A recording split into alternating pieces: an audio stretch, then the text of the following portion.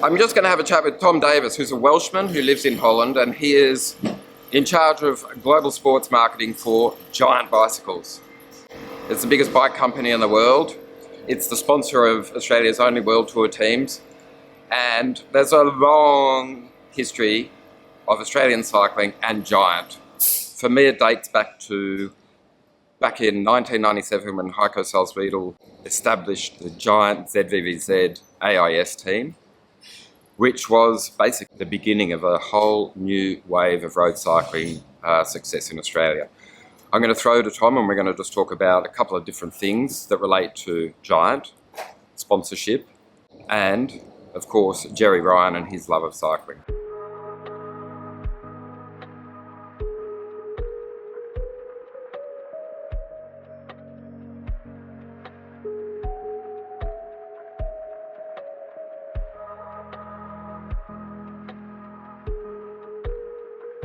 I just introduced Giant as being the largest bike company in the world. Is that a fair appraisal? Yes, as a bike brand, the Giant Group is in revenue is the world leaders, and it's also the biggest manufacturer of bicycles, OEM plus our own brands. So yes, it is the correct description. Just given the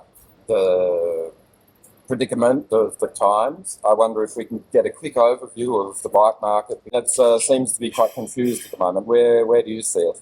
Certainly the last year, 9 months, and currently the market in itself is struggling a little bit. The sales have gone down, but it's all a bit relative because the previous 2 years, the COVID years, were record years for ourselves and many other companies. So now we are probably just at pre-COVID level. So it's not like it's terrible at all. But there are some challenges. There's overstock in the market. And what's unique is really it's affecting everybody, all the brands and the supply chain. I mean, Shimano, SRAM as well. So we're all in it together. So, but I think, we'll come through strong. Probably will take at least another 6 months, and then I think by the summer we hope to see some improvements. Live AlUla team inside the final 500 metres now. And you come to the Tour Down Under and you get to see some of what makes cycling beautiful. It brings people together, and that's certainly an event which has attracted a good demographic, as in there's a lot of money being spent on bikes. Does it give you hope when you come to something like this? Definitely. I mean, Australia is a very, let's call it, mature market in terms of performance cycling. When I first came here, I think it was about 2008, and I remember getting up jet lag. It was like 6 in the morning, and went for a coffee and seeing 200 guys having coffee ready to go cycling of all shapes and sizes. But what struck me was every bike was top of the line, and ever since I've come back, it's grown and grown, and especially with females. So definitely, when you come here, and again, I just arrived today. It's true, the weather's nice, a lot of people with bicycles, but all quality bicycles. Yes. How important is the high end when it comes to considering the low end? For us, the World Tour, the professional cycling, the racing, is the shop window. If you're not there, people don't know you in any way near as much as possible. So you need to be, like now, this week, where you just see the end of the date of the women's stage, so our bikes are on TV, and then it filters down to all the other types of levels. I've seen Simon Yates, though. He'll find a second kick, 4th in the Tour de France. He's won the Tour of Spain. He's going again now because the seeing the top of the mountain. Sponsoring a top team that is visible, inspiring, is critical. I mean, that is critical in my role, choosing a team. It's not about just winning, but it's how they perform in the race and they get noticed. So the social media aspect of it is very important. But definitely, you need to be on TV. And we are, and that is why it's super important. And from that, you filter down to the other types of bicycles. Yes. It's about the customer.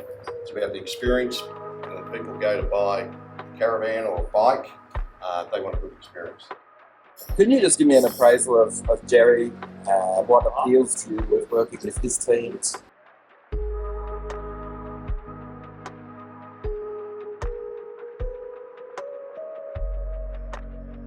I've now known Gerry actually only 2 years personally. You know, before that, of course, I knew about Gerry. It's my job to know about. I've been in this role for 20 years, and I was actually at the Tour Down Under when Green Edge first started. Okay. My colleagues at Giant Australia have worked with him in the past. They've been amateur teams and they've worked together. Gerry actually started, he'll tell you, he helped support, I forgot the name of the lady, in 1992, Barcelona, correct, in 1992 Olympics. Just straight out there, I met Gerry 2.5 years ago on a Zoom call during COVID in Ljubljana, Slovenia, and we did the deal in 5 minutes, you know, mainly talked about rugby and to start with, but Gerry is a great guy because he's a great motivator. He does it quietly. He's not flashy. You know, he speaks firmly. He knows what he wants, and I love working with Gerry. You know, because he's really one of these guys that, you know, he backs up what he says. Yeah. You know, he wants to help people, and he's done it. You know, and I think Australia owes a great debt, Australia cycling to Gerry. Yeah, sure, absolutely. And what I've been impressed with Gerry is hearing stories like in the COVID times. You know, he sticks to the guys. You know, he helps out when others pulling away. My team pulled out during the COVID. You know, that was how I got the opportunity to go to Gerry. And no, we work. I believe we work well together. Yeah. You know, I like the laid back sort of attitude, the relaxed attitude of Australians. And it goes well with us. Okay. I've got Chris Harper's bike in the background, so we can look at it. Yes. It's, if I can be so bold, it's a complete contrast to what we saw with CCC with the black.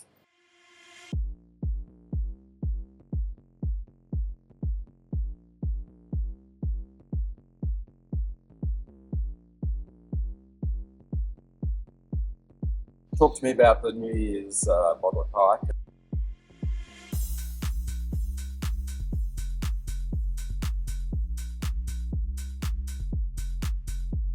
If you want to play safe, you do the Henry Ford method. You know, you can have any color you want as long as it's black. And black or white is always safe. Yeah. But that's the key word, it's safe. No one will hate a black bike. No one will love a black bike normally. So we decided in the off season, you know, let's spice it up. And it was between the three of us, you know, Gerry and Jayco and ourselves and AlUla, you know, and you know, Lula's become more influential. It's a desert area. It's a stunning place with colors that you have to be there to believe the colors of the rocks. I mean, you have it with, you know, the center of your country. This place is even more so. So we started working with colors, sand colors, the ocean and that. And then, yeah, let the designers, we sort of left them off the leash. And I think there'll be some people that will say, "Whoa, that's way too much colors," but we like it. We're happy with it, and you know, I think it's you know, we're going to be seen, and it's a good way to sort of start the season. Like, okay, here we are. You're going to notice us now. You know, you can't hide with these colors. No, not at all. And now that Liv has taken on a naming rights role. Yes. In other words, it's Giant increasing its spend. Yeah. Would it be fair to say? Yes, it's fair to say. I mean, the women is super important to us, and I had 2 World Tour teams last year, and there was a moment, you know, I'm spending a lot on Liv is spending a lot on the Liv only team, Gerry's spending a lot, and neither of us were really getting the results we wanted. So you know, we sat down and talked about it and came up with the idea of merging the teams and creating a development pathway. Yeah. Which is now all under one umbrella and one look. Yeah. And I see already in just the first couple of weeks, it just has a stronger message, you know. So and Gerry, you know, offered that I could have the naming rights, which was important for Liv. So we took it, yes. Okay. Can you give an overview of what kind of investment it is? No, I'm not at liberty to do it, but it goes in the. I mean, if you take the equipment and that, it's many millions. Yes. Yeah. Okay. And I mean, it's an investment for a bike brand that, you don't take it lightly. I mean, you get a lot back if it's successful, but it puts pressure on ourselves as well that we need to make it work because, to be honest, the Giant Group puts a lot of faith in me finding the right teams, and there is a lot of money involved, and so I have to take it responsible. Yeah.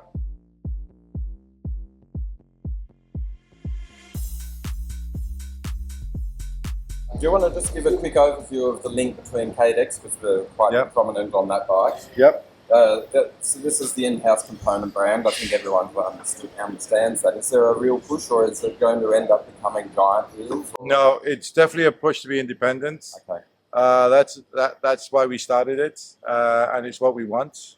And it's been hugely successful in the triathlon scene, where we have the bike on a lot of high-end bikes, like other brands, top brands, and it's also a goal at the World Tour, a standalone brand. Yeah. Okay. As marketing, do